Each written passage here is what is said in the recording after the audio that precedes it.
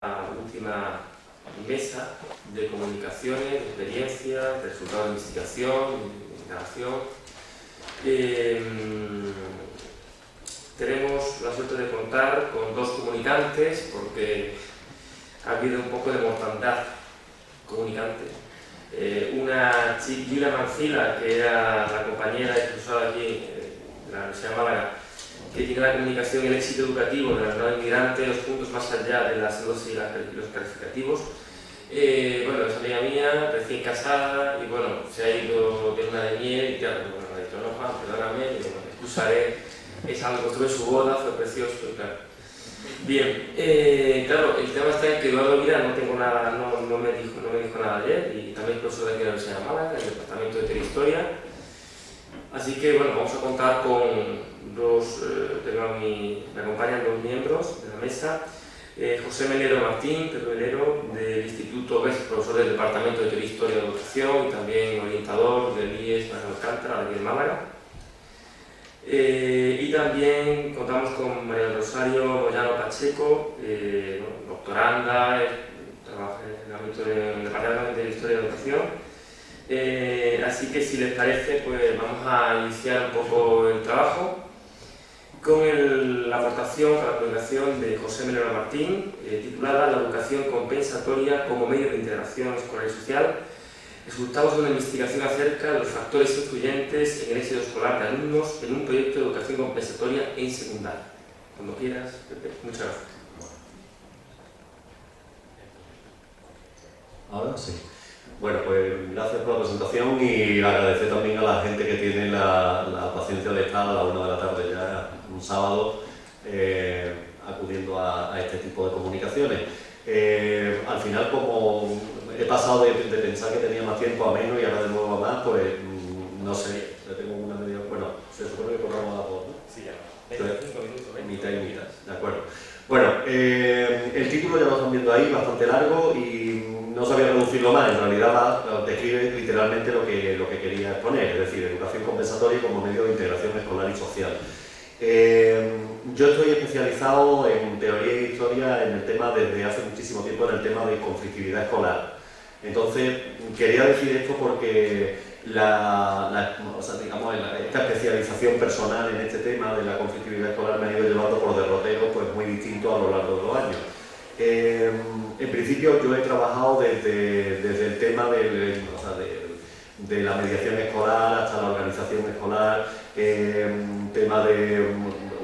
recientemente por ejemplo hemos estado desarrollando un programa para trabajar en el entrenamiento de profesorado para afrontar situaciones de conflicto, es decir, lo he enfocado desde muy distintas perspectivas. Y en lo último en lo que estoy es precisamente en esto de la educación compensatoria. Yo quería explicar una mijita qué relación tiene con el tema de la integración escolar y social. Y es que la educación compensatoria pues, me toca muy directamente, puesto que estoy trabajando en un instituto que, aunque es muy céntrico en Málaga, en la capital de Málaga, tiene al lado una zona que es el barrio de la Trinidad del Perchel, de donde viene un porcentaje apreciable de alumnos en nuestro centro, y que dan todo tipo de problemas de índole disciplinaria, pero también de otros tipos, es decir, tienen todo el rosario de características que los pueden hacer pues, difíciles, conflictivos y fracasados escolarmente, ¿no? Entonces, últimamente estoy muy centrado en este tema de la educación compensatoria porque creo que está muy relacionado también con el clima de convivencia escolar. Esto voy a desarrollar un poquito más la idea ahora a continuación, pero bueno, por lo menos que haya una introducción y que sepáis pues, por dónde voy. Los resultados de la investigación esta a la que me refiero acerca de factores influyentes en el éxito escolar de alumnos en un proyecto de educación compensatoria se refieren a que en el centro en el que estoy ahora mismo llevamos ya, este es el 14º año en donde estamos desarrollando un proyecto de educación compensatoria muy estructurado. Este proyecto, bueno, voy a empezar con esto. Este proyecto responde a lo que estaba comentando antes, es decir, voy a empezar a llevar un poquito el orden que dice la transparencia y así se entiende mejor. El centro, como estoy diciendo, es el Instituto Manuel Alcántara y está al lado del Corte Inglés, justo en Cadilera. Entonces aquí nos viene pues, un porcentaje alrededor del 15-20% de alumnado de la zona, del barrio de la Trinidad. El resto es alumnado de la prolongación de la Alameda, que para quien no lo conozca, pues es una zona muy de clase media alta, incluso del centro de Málaga, ¿no? Entonces tenemos un contraste entre alumnado tremendo, en donde pues vemos que hay una gran mayor parte del alumnado que está muy adaptado, pero después nos encontramos pues cerca de un 20% de alumnado muy de barrio, muy difícil y muy complicado en todos los sentidos, ¿no? Desde el punto de vista personal, escolar, social, con todo tipo de dificultades de aprendizaje, con un comportamiento muy desadaptado y muy complicado. Esto sería, por decir un poquito, pues, la ubicación del centro y las características del entorno. El barrio de la Trinidad, como saben, es un barrio, que lo he dicho, en donde se dan todo tipo de situaciones, desde familias desestructuradas, delincuencia, es decir, hay de todo. No me voy a entretener mucho en esto porque, bueno, más o menos se puede entender qué clase de alumnado viene de allí. El centro es un centro medianito, digamos, tiene 15 líneas actualmente, solo tiene secundaria y, bueno, pues lo dicho, recibimos, ya me he repetido, pues un tanto por ciento de alumnado de esta zona.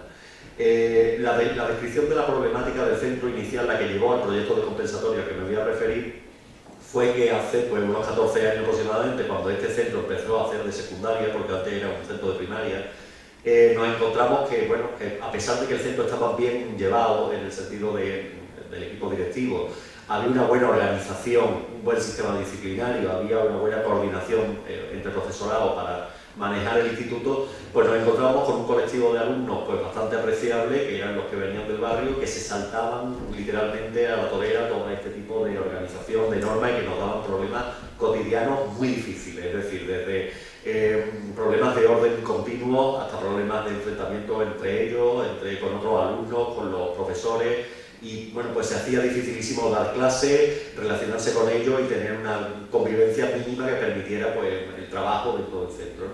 Esto fue lo que nos llevó a desarrollar el proyecto de compensatoria al que me estoy refiriendo. El proyecto de compensatoria, voy a describirlo también muy rápidamente, estaba basado en la siguiente idea. Como yo soy orientador de este centro, cuando empezamos a tener problemas con este tipo de alumnado, yo lo que me planteé fue hacer intervenciones individuales con los alumnos. Entonces, la idea era citarlos uno a uno, ver qué características tenían, hablar con ellos, citar a la familia, hacer contratos, etcétera, etcétera. El problema es que, bueno, digamos que la población en esa zona de este barrio estaba tan mal educada por entonces en este sentido, pues no venían a la cita, no cumplían ningún contrato, los niños faltaban continuamente, había mucho absentismo, es decir, no había manera de hincarle el diente de esta manera. Entonces nosotros partimos de una hipótesis, lo pongo aquí como hipótesis inicial, no de la investigación, sino del programa en sí. Una hipótesis un tanto informal, es decir, partimos de la idea de que si nosotros facilitábamos a los alumnos, a lo que nos estamos refiriendo, el acceso al currículum, mejoraría la integración escolar y el clima de centro. ¿Por qué? Pues porque lo que detectábamos fundamentalmente en estos chavales era que estaban fuera de juego escolarmente, es decir, estaban viniendo al centro, tenían un nivel de competencia curricular horrible, es decir, mínimo, después vamos a verlo, pero es absolutamente misérrimo, es decir, no tenían nivel de competencia apenas, con lo cual pues estaban todo el día en el centro, nosotros estábamos intentando exigiéndoles continuamente que estuvieran adaptados a las normas del centro, que se comportaran, que siguieran las explicaciones y tal, pero es que no tenían realmente posibilidades, es decir, estaban muy desadaptados por su comportamiento, pero también por su nivel de competencia curricular y por las dificultades de aprendizaje que arrastraban, ¿no? Entonces la hipótesis era esta: si facilitamos el acceso al currículum a los alumnos, pues nos encontraremos que hay una mejora de la integración del clima escolar, y esta fue la idea de partida. Como voy muy rápido, me salto digamos, toda la estructura, cómo montamos esto. Básicamente el proyecto se montó en base a un grupo de trabajo en el centro, en donde se apuntó un número apreciable de profesorado del claustro, y mediante más o menos un método de investigación-acción, digo más o menos porque después las cosas en la realidad no son tan de manual, es decir, fuimos pues prácticamente pues, observando, probando cosas, corrigiéndolas, y poco a poco pues estructuramos un programa que se quedó en lo que viene a continuación. Tenemos desde el inicio del programa dos grupos de compensatoria, uno en primero de ESO y otro en segundo de ESO, y literalmente, si estáis familiarizados con todo el funcionamiento de la secundaria, pues funcionan literalmente como grupos de diversificación curricular, pero en primero y en segundo, es decir, se basan en que digamos, los alumnos pertenecen a un grupo de referencia, pero en la mitad del horario, es decir, en las asignaturas troncales, o sea, instrumentales, lengua, matemáticas, sociales, naturales, inglés, tal, pues salen del aula y están en un grupo más pequeño, como hacen los alumnos de diversificación, es decir, tenemos agrupaciones flexibles, tenemos adaptaciones curriculares al nivel que haga falta para estos grupos, es decir, los tenemos muy atendidos, y unas ratios muy pequeñas de en torno a unos 12 alumnos como mucho. Quitando los que están expulsados y quitando los que son asentistas, que hay que estar luchando con ellos, pues muchas veces las clases se quedan en 6 alumnos, a lo mejor, variable. Es decir, hay días que hay 8, hay días que hay 10, hay días que hay 5, es decir, depende un poco de cómo sople el viento en el instituto. El profesorado que tenemos asignado, que en principio fue una especie de renuncia a guardia y bueno, íbamos como desdoblando algo y tal, conseguimos al final pues, profesorado en comisión de servicios, tenemos también, bueno, lo que decía, las adaptaciones curriculares, tenemos también doble tutoría, es decir, hay una tutoría del grupo de referencia y una tutoría que corresponde a la orientación, la hacemos nosotros, y unos talleres de manualidades que también nos han funcionado muy bien como una parte del horario. Y por último, una intensa orientación vocacional y profesional. Esto lo vimos clave porque detectamos en los niños que aparte de las dificultades de aprendizaje extremas, veíamos continuamente que tenían unos planes absolutamente irreales de futuro o una desinformación enorme, es decir, la cosa era como, bueno, yo estoy en el instituto, después lo dejo cuando tenga 16 años y me voy sin haber terminado nada, pero después hago un cursillo que no se sabía exactamente cómo y encuentro trabajo, ¿no? O me voy, me busco un trabajo siempre en el Copicentro, en el Telepisa o en alguna cosa así, es decir, unos planes como que no funcionaban para nada. Entonces, bueno, pues vimos la necesidad también de insistir mucho en esta faceta, es decir, explicarles lo que había, las posibilidades reales que tenía. Bueno, descripción del diseño de investigación. Bien, sobre esta realidad, más o menos, que la he resumido muchísimo, pues se podría hablar bastante más de ella,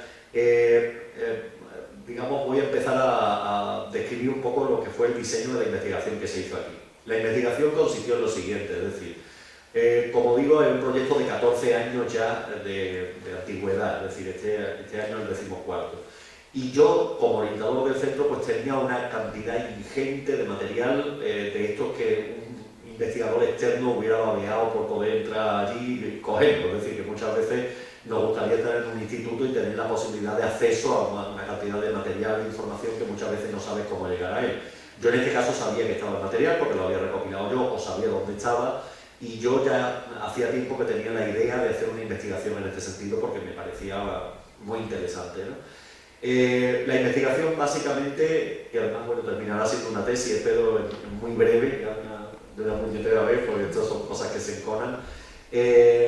Digamos que empezó por la descripción del centro, lo que acabo de deciros, del centro y de su problemática, es decir, contar por qué ha pasado, cómo fue, por qué surgió el proyecto, descripción del proyecto de compensatoria, tal y como yo acabo de relatar muy brevemente, y después la idea era hacer un análisis de las características personales, familiares, académicas y laborales de un total de 8 promociones de alumnos, desde el año 1999 hasta el 2006-2007, es decir, 8 cohortes, 8 promociones completas de alumnos que sumaban un total de 157 en total. Estamos hablando entonces de 8 promociones completas de alumnos que tuvieron en este proyecto de compensatoria y del cual, como estaba diciendo, pues tenía yo una gran cantidad de información. Lo que se hizo pues, para recoger toda esta información fue hacer una plantilla individual en donde se recogían los datos y en donde figuraban pues, los datos en el orden que figuran en el punto 3, es decir, personales, familiares, académicos y laborales. Por cierto, no he comentado que se acabó en el año 2006-2007, aunque se tenía más información. Acabé en este año porque quería dejar un lapso de tiempo suficiente contando con que los alumnos repitieran curso para que estuvieran en la calle y poder ver qué pasaba laboralmente con ellos. Entonces se dio ese margen pues, para poder después saber qué había pasado en el mundo del trabajo, en el empleo con ellos, ¿no? Las fuentes de documentación a las que se recurrieron pues, fueron los informes psicopedagógicos que se habían elaborado para hacer adaptaciones curriculares, los expedientes académicos, que eso era prácticamente escarbar, había una cantidad de información tremenda, entrevistas personales con los alumnos, a veces telefónicas, a veces en persona, es decir, a veces complicadas, y después pues, otras fuentes de información como desde conserjes, por ejemplo, pongo el caso curioso como anécdota, había una información que yo quería recurrir a ella, que era quiénes de los alumnos eran gitanos, pero descubrí curiosamente de que esta información no se registra en ningún sitio, es decir, en ningún lado figura que una persona sea gitana o no, entre otras cosas porque eso no estaría bien recoger ese tipo de información, ¿no? Entonces, bueno, tuve que recurrir a fotos antiguas, ponerme con los conserjes que son enciclopédicos, los que hay allí, sobre todo hay una conserje que eso es increíble, se sabe los nombres de todo el mundo, y entonces uno a uno me iba diciendo si era gitano, si no lo era o si era mestizo, que eso también tenía gracia porque decía, no, el padre de esta sí es gitano, pero la madre no, pero más o menos con esto conseguí localizar, es decir, Fue una investigación pues, bastante curiosa y movida. El análisis estadístico que se hizo con todos los ítems que tenía la plantilla, pues se recurrió a dos tipos de análisis. Por un lado estaba tablas de distribuciones de frecuencia, es decir, ver porcentajes, literalmente, un estudio de porcentaje. Y por otro lado, y atendiéndonos al tipo de variables que eran cualitativas, pues nos optamos por un test de independencia de Chicoda, ¿no? Os he recogido dos grupos de... dos grupos de conclusiones. Por un lado, lo dicho, estos son resúmenes. He recogido los resultados más significativos, porque hay bastantes más del análisis porcentual, y después vamos a ver un poco mezclándolos con el análisis de correlación que hicimos de Chicoda. Bueno, empecemos por aquí. Veréis en principio, por ejemplo, como cosa llamativa, que el porcentaje de alumnos varones es del 61% frente a un 38% de alumnas, o un 39% casi. Es decir, esto siempre se da. Es decir, en todas las promociones siempre hay muchos más alumnos. Pensemos que estamos hablando de alumnos de compensatoria que iban a las clases de compensatoria por su comportamiento y por sus dificultades de aprendizaje. Pero si damos las dificultades de aprendizaje como general a todos los alumnos que iban a compensatoria, lo que caracterizaba a estos alumnos era su desadaptación escolar. Esto lo digo porque, después de un dato significativo, siempre es mucho más en varones, casi el doble que en niñas. Esto después además está corroborado en muchísimos estudios que hay, incluso a nivel nacional. Siempre los varones tienen mayor número, más incidencia en este sentido. El 23,9% de los alumnos no convivía con sus dos padres. Esto parecía un dato significativo, después no correlacionaba con nada especial. La protección de los padres en un 95,7% era de baja cualificación. Esto después resultó tampoco correlacionar, digamos, pues porque era tan generalizado que prácticamente todos tenían padres con muy baja cualificación laboral. Las madres, en un 58% prácticamente, eran amas de casa, es decir, había unas tendencias muy concretas. El nivel de estudio en las madres, el primario era de 85,6, los padres de 79,5, es decir, estudio muy bajito en los padres. Ahora hay una variable que sí después tuvo mucha repercusión, que fue el nivel socioeconómico familiar, que en su categoría de bajo era de 47,8% y medio bajo en 36,9%. Es decir, en su mayoría los alumnos provenían de ambientes de niveles socioeconómicos familiares muy bajos. Y esto sí fue después una característica que correlacionó con otros muchos datos, como vamos a ver. El nivel de expectativas familiares es otro de las variables fundamentales. El nivel de expectativas familiares respecto al rendimiento escolar del alumno era bajo e inexistente en el 66% de los casos. Es decir, los padres no esperaban de sus hijos escolarmente nada, absolutamente. Esto es una cosa que después además correlaciona con un montón de cosas. Es muy interesante. La familia, el 37% no tenía ninguna relación con el centro. El 63% de los casos el alumno está bien integrado en el grupo y tiene buena relación con sus compañeros, curiosamente. El 58% de los casos existe una buena relación con el profesorado y mala en el 28% de los casos. Un 17, casi un 18% de asentistas. El 65% de los alumnos son amonestados y expulsados con frecuencia del centro. El 35% ha repetido algún curso en primaria, y esto es un dato muy interesante. Después lo resalto también porque después en las correlaciones tiene un significado especial, esto de la primaria. Medidas de atención a la diversidad en primaria, un 30% prácticamente. Han repetido cursos en secundaria prácticamente todos. Esto es muy importante también, es decir, el 52,9% presenta un nivel de competencia curricular 1, que esto significa que los niños accedían a primero de eso con un nivel de primer ciclo de primaria, literalmente.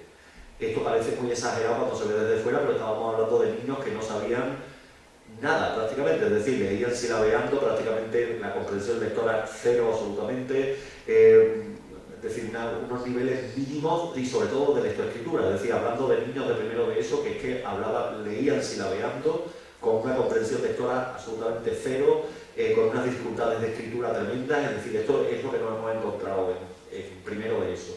El 40% era nivel 2, nivel 2 significa un segundo ciclo de primaria, es decir, también muy bajito, pero un poquito mejor. De hecho, este poquito mejor, después en la investigación se ha demostrado que es lo que hace que la gente prospere o no prospere en secundaria, curiosamente. Bueno, el 43% de los alumnos abandona el programa al cumplir los 16 años.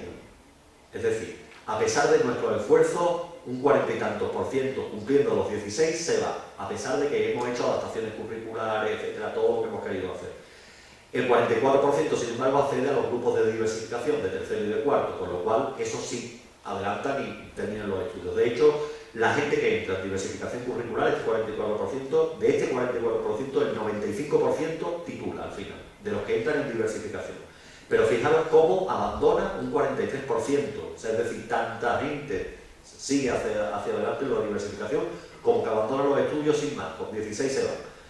El 9%, a ver, completa alguna formación. Bueno, el 27% obtiene el título de secundario.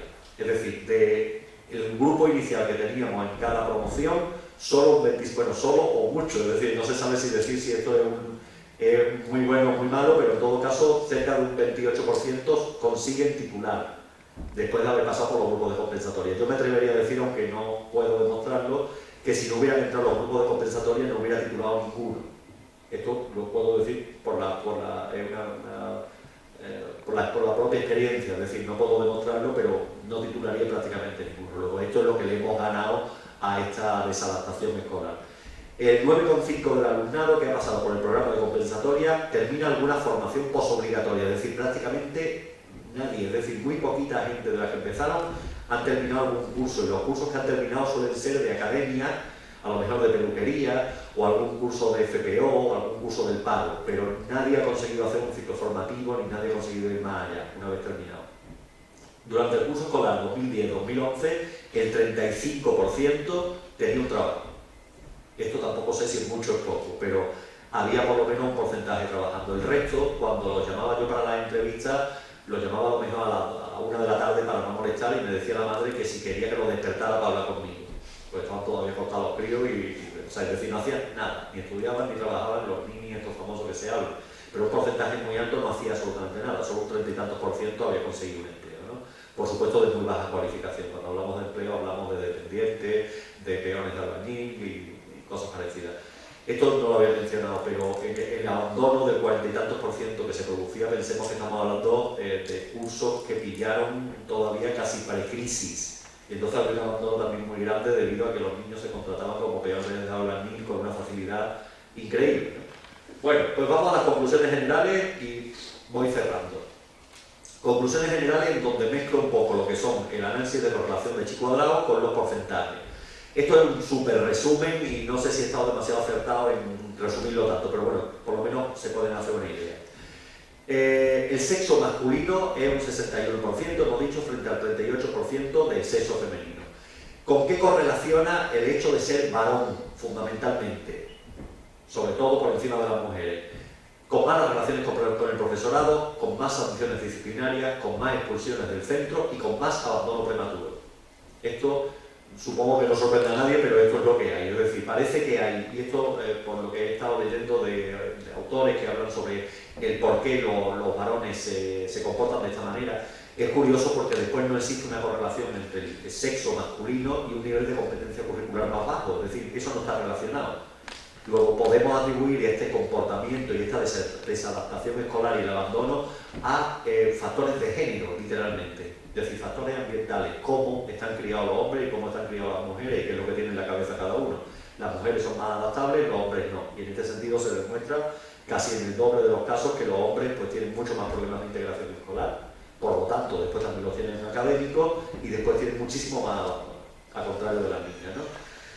El bajo nivel socioeconómico familiar se revela como otro de los puntos fundamentales dentro de la investigación. Es decir, vemos que se relaciona bajo nivel socioeconómico, estoy hablando, ¿eh? Pero recordad que las categorías que había en este ítem eran baja, medio bajo o medio. Entonces, las bajas se relacionan con nula o baja expectativa de la familia acerca del rendimiento de los alumnos, mala relación con los profesores. Hablamos de la familia, ¿eh? Es decir, el hecho de que haya un bajo nivel socioeconómico, que haya el bajo nivel socioeconómico hace que los niños se relacionen peor con los profesores. Que haya más asentismo, que haya más abandono al cumplir los 16 y que haya menos posibilidades de obtener el título de secundaria, relacionado solo con el nivel económico. Esto es fundamental. O sea, yo creo que precisamente este es el kit de la cuestión de la compensatoria y que si a alguien le interesa realmente la educación compensatoria, esta es la labor social que se hace aquí, es decir, el constatar que existe una relación indisociable entre lo que es un bajo nivel socioeconómico, familiar, y lo que es el fracaso, las malas relaciones con el centro y el abandono. Esto me parece fundamental porque es que es lo que toca la fibra social de la compensatoria. Si a alguien le interesa esto, le interesan los alumnos que están en esta situación. Bien, había otras dos cosas que eran abandona prematuramente la escolarización. Abandona prematuramente la escolarización quiere decir, cuando cumplo 16 años, esté en el curso que esté, me voy. Esto es lo que quiere decir abandono prematuro en el contexto que yo estoy hablando. ¿Con qué se relaciona el abandonar? Pues que las familias tengan bajas expectativas respecto al rendimiento de los alumnos. Parece de cajón, pero es emocionante cuando uno lo descubre por análisis estadístico. Es decir, el hecho de que las familias no tengan expectativas respecto a su hijo hace que abandonen. Esto parece de cajón, pero es la pura realidad. Esto nos lleva a reflexionar que nosotros que pertenecemos a familias de clase media, media alta, es decir, o con cierta cultura, el hecho de que una familia esté, y eso lo pueden comprobar la gente más joven de aquí, que haya tenido padres que hayan estado detrás de uno, insistiendo, apoyando, pagando, lo que haga falta, es lo que hace que mucha gente salga adelante. En el momento que esos padres desaparecen, pues nos encontramos con un abandono y con un fracaso escolar enorme. Esto hay que tenerlo en cuenta a la hora de juzgar a determinados sectores de la población y a la hora de trabajar con ellos. No existe, es decir, el hecho de que haya un abandono prematuro está relacionado también con una escasa relación de la familia con el centro. Esto se determina también como un factor muy importante, que la familia tenga relación con el centro, que podamos interaccionar. Hay gente que es ilocalizable, literalmente. También se relaciona con una mala integración del alumno en clase y una mala relación con sus compañeros. Fijaros que todos los factores de relación y de integración escolar, cuando hay un abandono, o sea, digamos, funcionan mal cuando hay abandono, o hay abandono cuando esto funciona mal, más bien al revés, ¿no? Mala relación del alumno con sus profesores hace también que abandone. Mala asistencia al centro hace también que abandonen. Es decir, hay una serie de variables relacionadas con la integración que de ser malas evolucionan hacia un abandono prematuro. A mí me llama, por ejemplo, también la atención no solo el de la familia, sino el hecho de que haya malas relaciones. ¿Ya? Acabo. Bueno, veis también la mala asistencia al centro, partes de conducta y una cosa importante, nivel 1 de competencia curricular. En esto insisto un segundo más y voy acabando. Se demuestra que existe una relación de alumnos que acceden al centro con un nivel de competencia curricular correspondiente a un primer ciclo de primaria y el abandono prematuro. Esto está tan curioso en el trabajo que cuando los niños tienen un nivel 2 de competencia curricular, tienen muchísima menos tasa de abandono. Es decir, los niños que llegan en malas condiciones desde la primaria, niños que se han quedado estancados en un primer ciclo, es decir, que no han tenido asimilada bien ni la lectoescritura, fracasan hasta el punto de que después se ha demostrado también en la investigación que el nivel 1 de competencia se relaciona con el paro posterior, incluso. Es decir, esto es curiosísimo. Luego, esto nos daría que hablar también de cómo se podría trabajar con ello y qué relación tiene esto con el trabajo en primaria.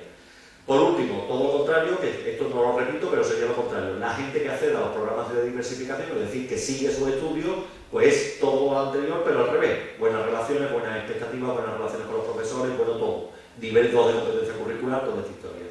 Por último, ya termino, obtiene el título de secundaria, pues los niños con un nivel curricular no bajo, con un nivel de competencia curricular que no sea nivel 1, y fijaros entonces que podríamos resumir diciendo que existen 4 hándicaps en la evolución académica y la integración escolar, que es el sexo masculino, el bajo nivel socioeconómico, el bajo nivel de competencia curricular y los malos resultados en el test de actitudes, que esto no lo comentaba antes, pero se les pasaba un test y los que tenían resultados muy bajos, pues también correlacionaban con todo esto. Y ya está, más rápido. Gracias, 2 horas. Pero bueno, perfecto. Pues muchísimas gracias, Pepe, por tus palabras. Me llama mucho la atención lo que has planteado de que el nivel de expectativa de las familias son muy bajas con respecto al alumno, pues es algo que de alguna manera determina muchísimo el éxito o fracaso escolar y también laboral, ¿no?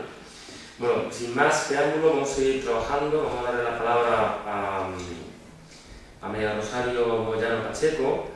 Ella presenta 2 trabajos, puedes combinar los 2 o ir poco a poco, lo que te parezca oportuno. Pero se titula Bases del programa de enseñanza de lengua árabe y cultura, marroquí, estructura, tendencias longitudinales y propuestas de mejora, ¿no?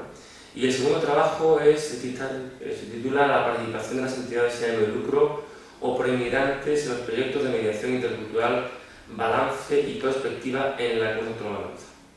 Cuando quieras, Rosario. Buenas tardes. No sé si se me oye mejor sin micro, porque igual suena el sonido muy metálico. Con micro. Vale.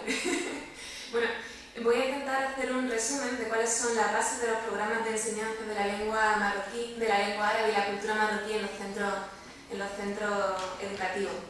Cuáles son las bases longitudinales y la estructura. Y por último, pues una pequeña propuesta de mejora. No sé.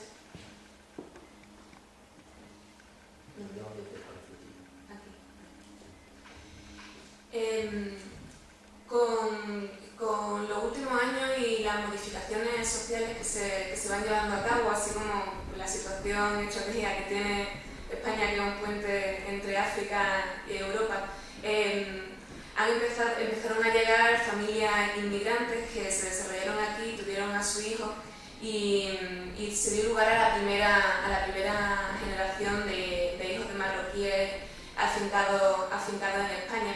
Y en 1994 se instaura un programa en ese curso escolar para intentar potenciar de alguna manera un lenguaje común entre las distintas culturas y favorecer de alguna forma la integración y la inclusión de este alumnado dentro de nuestro sistema educativo y posteriormente en la sociedad que les toca vivir a nuestros niños y niñas. Este programa se va a fundamentar en 4 pilares muy básicos que consisten principalmente en que el gobierno español se va a encargar de proporcionar aquellas infraestructuras que sean necesarias dentro del centro educativo para trabajar estos programas de lengua árabe y de cultura marroquí. Por otro lado, el gobierno de Marruecos, del Reino de Marruecos, se va a encargar de proporcionar a los maestros o los profesores de lengua árabe, así como de subvencionarlo. De que, por otro lado, España va a colaborar de alguna forma con la integración de estos alumnos y beneficiarse a ambos países de este programa. A nivel europeo se está trabajando por medio de 2 métodos, por un lado los acuerdos bilaterales y por otro lado la oferta de financiación del sistema educativo nacional. Esta sería una diapositiva donde pueden ver cómo se organiza en Europa y quiénes son quienes financian este tipo de programas.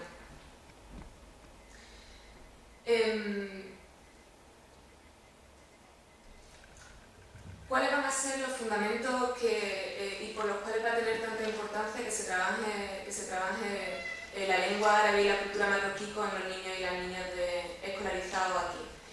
Principalmente que está bien fundamentado que el dominio de la lengua materna va a favorecer que se aprenda de una mejor forma el lenguaje instrumental y por otro lado que es tener la percepción de que tu cultura es valorada y tu lengua es valorada en el país de acogida, además de potenciar la autoestima de los alumnos, también la hará de la familia y bueno, todo es bien sabido por todos la importancia que tiene la autoestima y el bienestar de la familia y del alumnado dentro del aprendizaje y del rendimiento académico.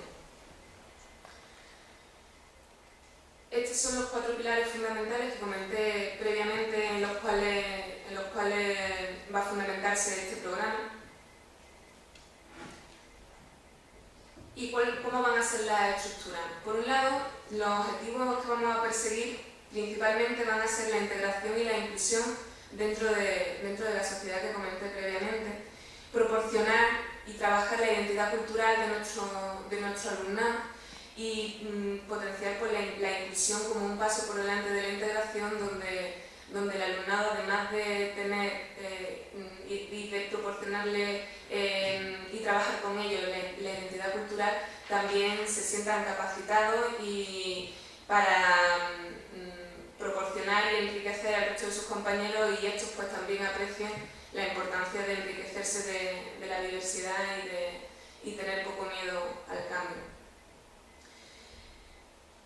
En el organigrama de funcionamiento de coordinación, en primer lugar, estaría el gobierno español, posteriormente el gobierno de Marruecos y en tercer ámbito, las comunidades autónomas, que si bien no son directamente las encargadas o quienes trabajan o quienes subvencionan, sí que son las encargadas de poner en marcha el programa dentro de los centros educativos. Va a haber dos modalidades de enseñanza. Una modalidad que se llevará a cabo el trabajo con el alumnado fuera del horario lectivo, y una modalidad B, en la cual los centros educativos se impartirán las clases entre 18 y 25 horas semanales con el profesorado de lengua árabe y cultura marroquí. Se procurará que los alumnos que trabajen con el profesor sean entre 15 y 20 alumnos y que cada profesor no esté encargado de más de 80 alumnos para de alguna manera potenciar y trabajar dentro de las funciones, tener una intervención más directa con la familia, proporcionar ideas dentro del sistema educativo e incluirse dentro del centro educativo e incluirse dentro del proyecto educativo, intervenir directamente dando ideas con el profesorado y en concreto con los departamentos de orientación. Y bueno, esta programación docente, como he comentado previamente, formará parte del proyecto educativo para huir de una manera de un programa que sea ajeno a la situación del centro y potenciar y trabajar pues, una unión y un vínculo dentro del centro educativo que lo ponga en marcha. Las tendencias longitudinales, como comenté, este programa se instaura en el 94-95 y ya 13 de las 17 comunidades están desarrollándolo. Hay que tener también en cuenta que si bien los maestros, el profesorado se sigue manteniendo, el número de alumnos se ha incrementado exponencialmente. Por un lado, eso muestra también el interés de la familia y de los niños en que participen dentro de este programa, pero por otro lado, pues cuenta con la negativa de que los profesores no han aumentado tanto como a lo mejor podrían haberlo hecho, por lo que en algunas situaciones se pueden llegar a ver un poco masificados. ¿Cuáles son las propuestas de mejora? Bueno, en primer lugar, nos queda presente pues, la coordinación dentro del profesorado, así como dar mayor importancia a la evaluación del programa y optimizar el horario de docencia indirecta del profesorado. Cuando hablo de docencia indirecta me refiero a la modalidad A que comenté previamente, en la que dan clases fuera del horario lectivo, y entender y difundir pues, el programa dentro del personal de los centros y del alumnado, de forma que de alguna manera pues, seamos conscientes de la importancia que tiene crear vínculos afectivos y lenguajes comunes entre nuestros niños y niñas para potenciar y trabajar también no solamente los valores o las emociones que son fundamentales, sino también el resto de la lengua, el resto de los trabajos de las asignaturas instrumentales. Y bueno, esta será la referencia bibliográfica que hemos utilizado para llevar a cabo esta primera presentación. El Ministerio de Educación, los datos básicos de la educación en España y Euridice, abril del 2009. Y a continuación, pues, voy a pasar a comentar un segundo artículo referente a la participación de las entidades sin ánimo de lucro y proinmigrantes en los proyectos de mediación intercultural y el balance y la perspectiva en Andalucía. Este artículo viene bien a continuación porque de alguna manera el otro nos puede ser introductorio. Intentaré comentar cuáles son pues, los balances y de las fortalezas y cuáles son también las debilidades. Hay que tener en cuenta que los pilares fundamentales en los que se van a fundamentar van a ser la colaboración y la coordinación entre los centros docentes, la colaboración del profesorado con los centros educativos y aportando información y trabajando específica y especializada, potenciación de actividades dirigidas a las familias inmigrantes y las actividades educativas extraescolares de sensibilización intercultural. Uno de los principales objetivos de nuestro sistema educativo es, como he comentado en la exposición anterior, la integración, integrar e incluir en la medida de lo posible las distintas culturas y las distintas situaciones de nuestros alumnos y alumnas para favorecer en la medida de lo posible la cohesión social. A lo largo de los 30 años nuestra sociedad ha cambiado tanto que nuestro sistema educativo y nuestra normativa ha tenido que modificarse con la sociedad. Por eso he señalado unas normas relevantes que han vertebrado en Andalucía la atención a la diversidad de nuestro alumnado. He querido señalar en primer lugar la Ley 9 de 1999 del 18 de noviembre de Solidaridad en la Educación, que intenta tener presente y que regularía cuál es la importancia del trabajo con alumnado con distintas culturas dentro de nuestro sistema educativo. El decreto 167 de 2003 del 17 de junio, que va a regular cómo trabajar con el alumnado que proviene de familias desestructuradas y de situaciones de desventaja sociocultural, y la orden del 15 de enero de 2007, que regula el trabajo con el alumnado inmigrante y las aulas temporales de adaptación lingüística. ¿Cuáles son las características de este programa de mediación intercultural? Bueno, pues siguiendo a la autora Cruz, Ruiz García y González Medina, que publican un trabajo en 2011, se define la mediación intercultural como aquellas actuaciones que están encaminadas a la mejora de la comunicación de las relaciones entre alumnado con distintas culturas por medio de una tercera persona que va a ser el vínculo o el mediador intercultural, con el fin de crear una red de convivencia y, como he comentado anteriormente, un lenguaje común entre los distintos grupos o sujetos. Los objetivos de este programa van a ser muy básicos, que se llevan a cabo en Andalucía. Por un lado, desarrollar estas actividades extraescolares que contribuyan a la integración social y escolar, colaborar con el profesorado, implementar actividades de sensibilización intercultural y colaborar con los distintos centros educativos y con otras entidades sociales, además de organizar actividades para formar y preparar a la familia en la educación de su hijo.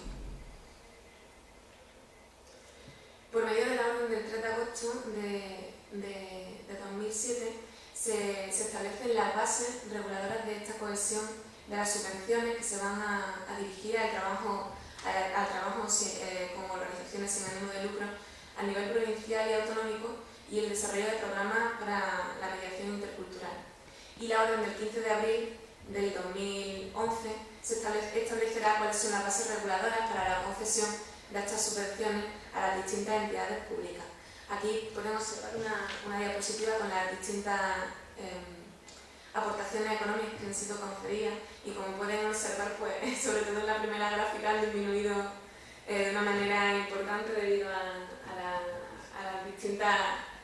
la crisis en la que nos encontramos ahora. Y esto, pues, va a generarnos un problema, es que seguramente, pues, como no seamos muy creativos, va a ser difícil seguir llevando a cabo un trabajo completo con este alumnado inmigrante. Se pueden plantear dos opciones que pueden ser válidas. Por un lado, integrar a estas asociaciones sin ánimo de lucro y el trabajo con el alumnado dentro de las comunidades de aprendizaje, que es un proyecto abierto para la participación de toda la comunidad educativa, y por otro lado, dentro del espacio de paz, de manera que se pueda buscar un cauce alternativo para seguir trabajando y marcar un poco el rumbo en la situación social en la que nos encontramos ahora. Estas serían las referencias bibliográficas que hemos utilizado para la elaboración de los dos artículos, y bueno, pues muchas gracias por su atención y por la asistencia. Pues muchísimas gracias, Rosario, por tus palabras, por todo el trabajo. Ahora, si os parece bien, podemos dejar un turno, quedan escasos 5 minutos, para pasar ya a lo que sería el acto de clausura del Congreso.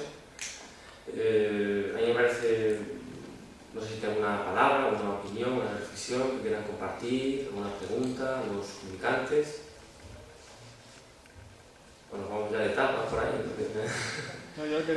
quería comentar de lo difícil en lo que es para la efectividad o el rendimiento educativo que ha comentado, de la dificultad que está principalmente en las familias, ¿no? Porque los niños más o menos de capacidades son iguales, pero se ve que es muy importante ahí la incidencia de la familia, el bajo nivel sociocultural no se puede remediar, ¿no? Pero lo que sería que la familia motiven a sus hijos para que estudien, ¿no? Eso sí se podría trabajar.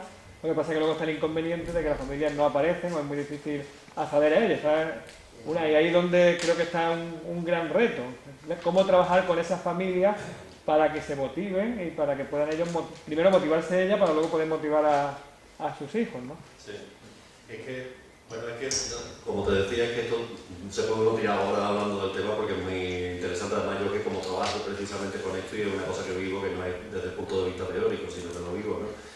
Y aquí lo que ocurre es esto, que es que una pescadilla que se muerde la cola, es decir, partimos de un bajo nivel socioeconómico, que esto es lo que, digamos, impide que las cosas funcionen del todo bien, y esto pues va ligándolo todo lo demás. Esto hace que el bajo nivel socioeconómico no haya expectativas familiares porque están completamente al margen de lo que es el desarrollo escolar y lo que se espera de los niños en la escuela.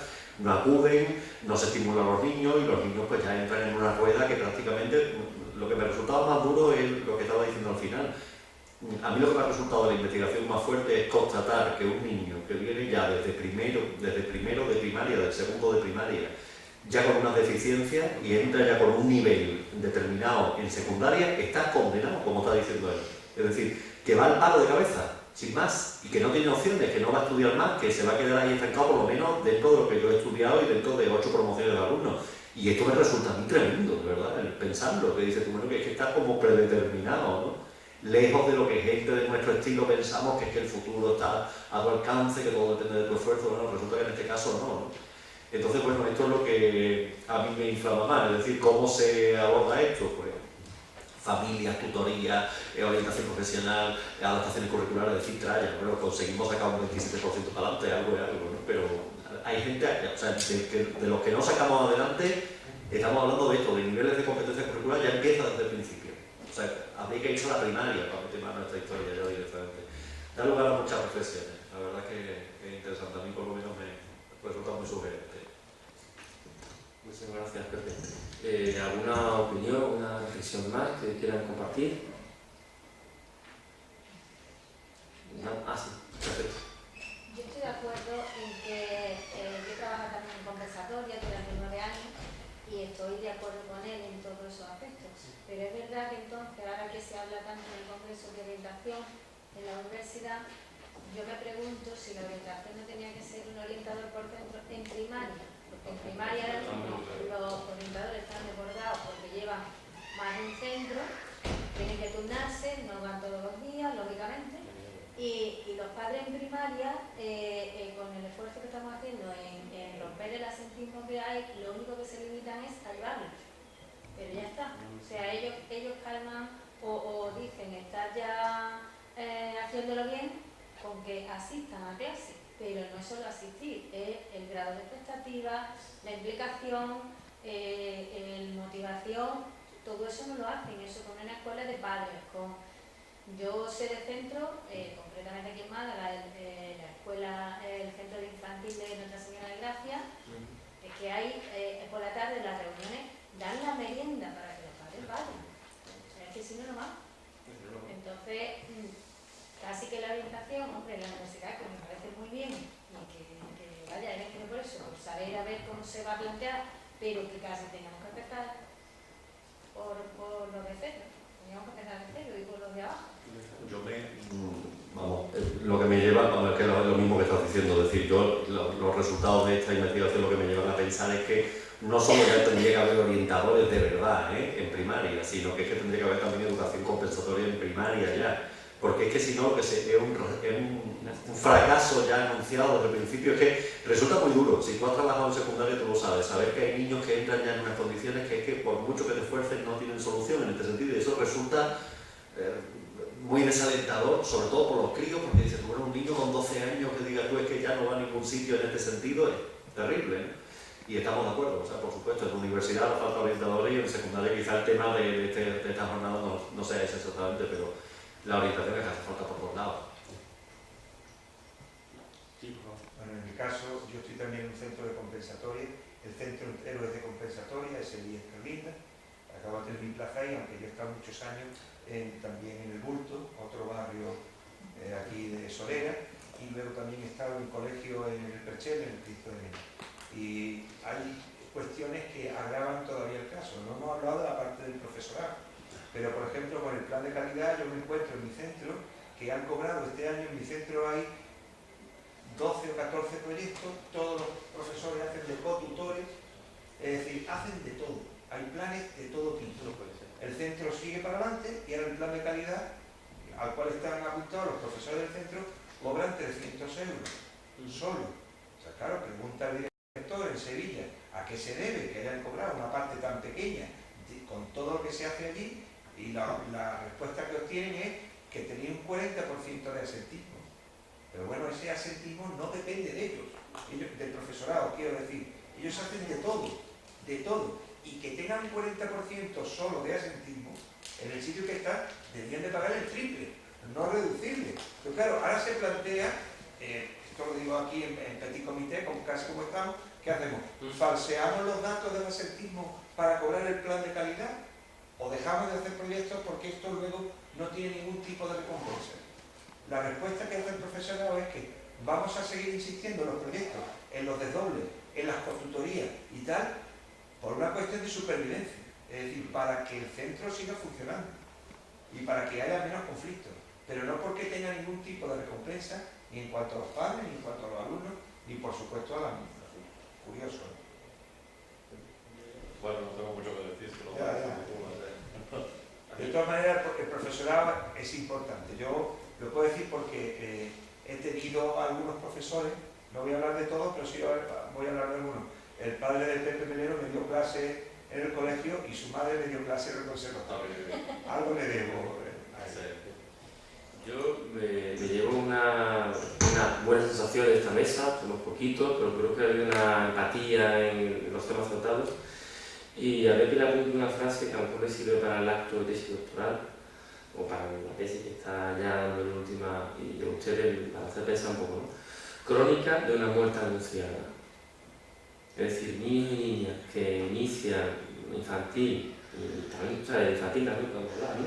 Y primaria, y que no haya mecanismos de orientación específicos, y somos conscientes de que el modelo de hoy no es tan válido como otro que requiere que un orientador esté en el centro permanentemente, que tenga mucha mayor cercanía a la familia, que conozca claramente al alumnado, que no tenga que desplazarse un día a uno, otro día a otro, que no haya esa conexión, ¿verdad? También con el PT, que es fundamental también el PT, y todo el profesorado.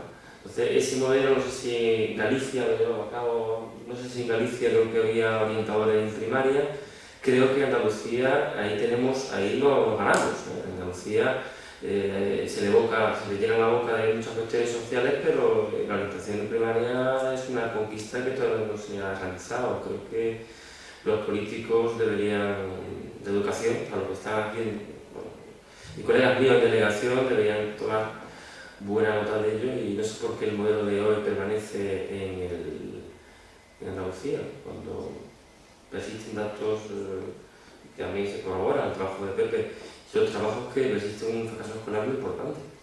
Y ya esta investigación, si somos capaces de que aumentara el número de alumnos que estuvieran en secundaria, a pesar de que tuvieran un nivel 2, es decir, de segundo ciclo, tercero y cuarto de primaria, a lo mejor pueden titular, ese es el objetivo, ¿no?